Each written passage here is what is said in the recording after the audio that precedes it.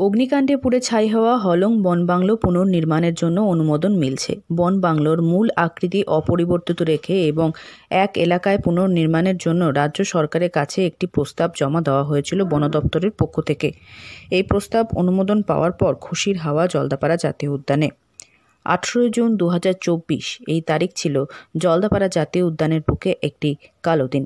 দুর্ঘটনাজনিত অগ্নিকাণ্ডের কারণে হলং বনবাংলো সম্পূর্ণরূপে ক্ষতিগ্রস্ত হয়। পর্যটকদের কাছে অত্যন্ত পছন্দের স্থান ছিল এই হলং বনবাংলো।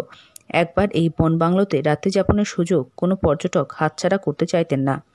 1967 সালে হলং বনবাংলো তৈরি হয়। এর প্রধান আকর্ষণ ছিল কাঠের তৈরি কাঠামো। সেই কারণেই দেশ বিদেশের পর্যটকরা ছুটে আসতেন এই বনবাংলোতে। এমনকি যারা থাকার জায়গা পেতেন না, তারা শুধু ছবি তোলার জন্য জলদাপাড়ার এই বাংলোয় আসতেন। সেই বিষয়টিও নতুন করে তৈরির সময় মাথায় রাখছে বন দপ্তর।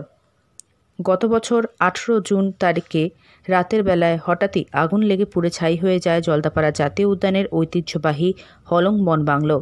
এটি ঘণ্টাখানেকের মধ্যেই ভস্মীভূত হয়ে যায়। পর্যটন ব্যবসায়ী থেকে শুরু করে পর্যটকরা চাইছিলেন এই বাংলোটি তৈরি করা হোক নতুন করে। আগুনে পুড়ে যাওয়ার পর রাজ্যের বন প্রতিমন্ত্রী বীরবাহা হাসদা জলদাপাড়ায় আসেন। বাংলোটি পুনরায় করা হবে বলে আশ্বাস দিয়েছিলেন তিনি। অবশেষে বাংলোটি তৈরি হতে চলেছে, তাই পুনরায় হলং বাংলো তৈরির খবরে উচ্ছ্বসিত বন দপ্তর ও পর্যটন ব্যবসায়ীরা। জলদাপাড়া ডিএফও প্রবীণ কাসওয়ান জানান, আগের মতোই হলং বাংলো তৈরি করা হবে। কাঠের বাংলো তৈরি করা হবে। আগামী সপ্তাহে টেন্ডার করা হবে। যতটুকু জায়গাতে বাংলোটি ছিল ততটুকু জায়গাতেই তৈরি করা হচ্ছে এই বাংলোটি বলে জানিয়েছেন তিনি।